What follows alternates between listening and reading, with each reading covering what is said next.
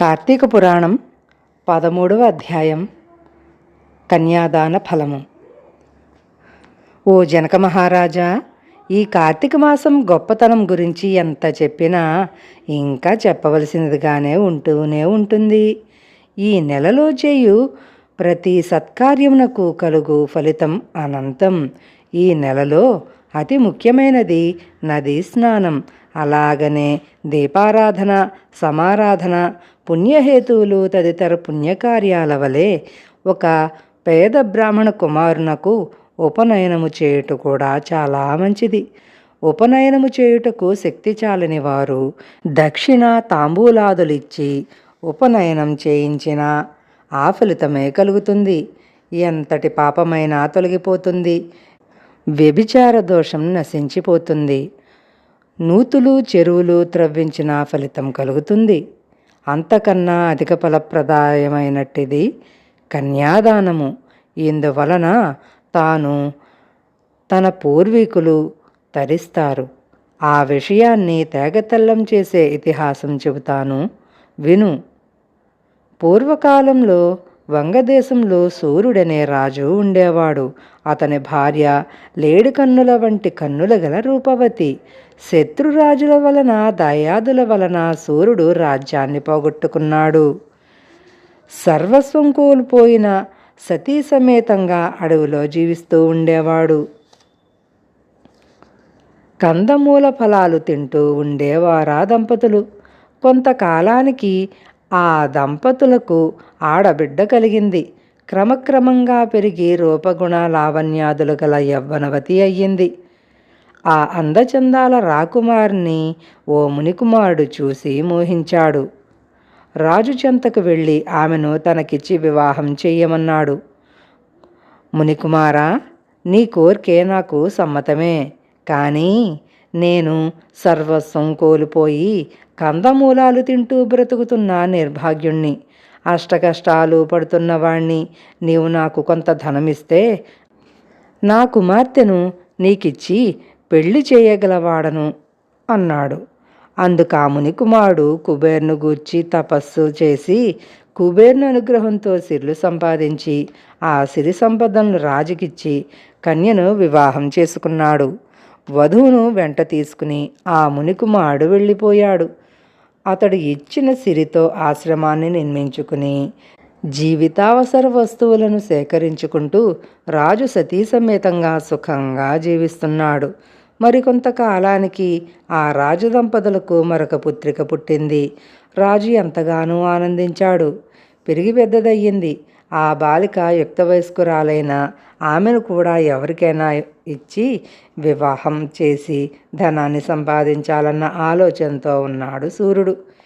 యతీశ్వరుడనే మునీశ్వరుడు నర్మదా నదీ స్నానానికి తపతీ నదీ తీరం నుండి ఆ ప్రాంతానికి వచ్చి సూర్యుడిని కలుసుకున్నాడు. మహారాజు యోగక్షేమాలను ప్రశ్నించాడు. మునిపొంగవ, నేను వంగదేశ మహాపతినగు వీరుడను. నా రాజ్యము శత్రురాజుల వశమై అడవుల పాలయ్యాను. దరిద్రము కన్నా కష్టము, పుత్రశోకమునకు మించిన దుఃఖము, భార్యావియోగ సంతాపమునకు మించిన వ్యాధుండబోదు.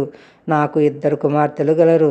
పెద్దామును కొంత ధనము పుచ్చుకుని మునికుమారునికిచ్చి వివాహము చేసి కొంతలో కొంత సుఖిస్తున్నాను.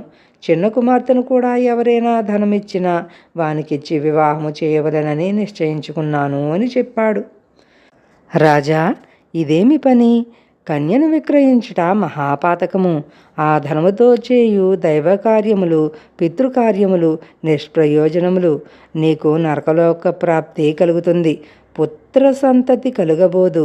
కన్యా విక్రయము చేసిన వారికి ఏ విధమైన ప్రాయశ్చిత్తము లేదు. నా మాటలు విని ఈ కార్తీక మాసంలో కన్యాదానము చేయుము. గంగా స్నాన ఫలితం, అశ్వమేధయాగ ఫలితం కలిగి తరిస్తావు. పెద్ద కుమార్తెకు తీసుకున్న కన్యాశుల్క దోషము నశిస్తుంది అని ఆ యోగి హితోపదేశం చేశాడు. మహానుభావ, అవేమి మాటలు! పాపఫలము వలన నరకయాతలను ఎప్పుడో కలుగునో మానునో, కానీ దారిద్ర్య బాధతో పడు జీవితయాతలను అధిగమించుట జీవితానికి ముఖ్యం. తిండి తిప్పలు లేక జీవన సౌఖ్యాలకు దూరమై చిక్కిశల్యమే బ్రతుకుట, ముక్కు మూసుకుని తపస్సు చేసి మోక్షానికై అర్రులు చాచుట అవివేకము. మీరేమన్నను సరే, నేను నా కుమార్తెను తగిన ధనమిచ్చడి వరునికే వివాహము చేస్తానన్నాడా రాజు. వాని ఆలోచనా ధోరణికి యోగి ఆశ్చర్యపడి తన దారిన తను వెళ్ళిపోయాడు. కొంతకాలానికి రాజు మరణించాడు. నరకానికి తీసుకుపోబడి నానా విధాల చిత్రహింసలను అనుభవిస్తున్నాడు. అతని పూర్వీకుడు ధర్మనిరతుడు. ఆయన శృతకీర్తిని రాజు పాపచర్యల కారణంగా స్వర్గం నుండి నరకలోకానికి తీసుకుని పోయారు. యమభటులు ఏ విధమైన అధర్మములను చేయని వ్రతక్రతు దీక్షలతో దాన ధర్మాలతో బ్రతుకంతా గడిపినందువల్ల స్వర్గలోకవాసం చేస్తున్న తనను ఎందువల్ల నరకయాతనలకు గురి చేస్తున్నారో తెలియక కారణమేమిటని యమధర్మరాజును ప్రశ్నించాడు. ఓయి శృతకీర్తి, నీవు పవిత్రమైన వ్యక్తివే, కానీ నీ వంశీయుడైన సూర్యుడనే రాజు రాజ్యభ్రష్టుడై దుర్భర జీవితాన్ని గడుపుతూ కక్కుర్తితో తన కుమార్తెను మునికుమారునకు విక్రయించాడు. ఆ దోషం వల్ల అతను నరకయాతన పాలయ్యాడు. ఆ దోషము వల్ల నీకు సైతం ఈ దుస్థితి కలిగిందన్నాడు. ఇందుకు తరుణోపాయం లేదా అని ప్రశ్నించాడు శృతకీర్తి. ఓయి రాజా, చంద్రమాసూరిని భార్యాపుత్రికలు నర్మదా నదీ తీరాన పర్ణకుటీరంలో నివసిస్తున్నారు. వీరి రెండవ కుమార్తె యుక్త వయస్కురాలయ్యింది. నా ఆశీస్సు ఫలితంగా నువ్వు అక్కడకు వెళ్ళు. కార్తీక మాసంలో సాలంకృత కన్యాదానం చేయించు. ఈ పుణ్యఫలం వల్ల దోషం తొలగిపోతుంది, మీకు నరక విముక్తి కలుగుతుందని హితవు చెప్పాడు. అంతటా శృతకీర్తి యమధర్మరాజు ఆశీర్వాద ప్రభావంతో నర్మదా నదికి చేరుకుని వారి ఆశ్రమంలో ప్రవేశించి రాజు భార్యకు తమ స్థితిని, కన్యాదానం గురించి, కార్తీక మాసంలో చేయటం వల్ల కలుగు ఫలితాన్ని గురించి ప్రబోధించాడు. రెండవ కుమార్తెను విజ్ఞాని స్వరూపుడైన యువకునికిచ్చి కార్తీక మాసంలో వివాహం చేశారు. అందరూ తరించారు.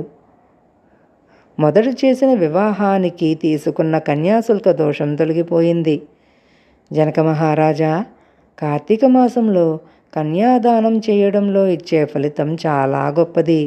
బిడ్డలు లేక కన్యాదానం చేయలేని వారు ఏ నిరుపేదకైనను తోడ్పడి కన్యాదానం చేసిన వరుని కాళ్ళు కడిగి కన్యాదానం చేసిన ఫలితం దక్కుతుంది.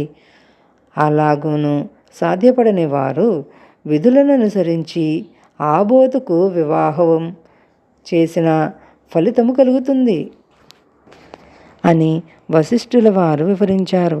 కన్యాదాన మహిమ అధ్యాయము కార్తీక పురాణం 13వ రోజు పారాయణ భాగం సమాప్తం. అందరికీ నా నమస్కారాలు.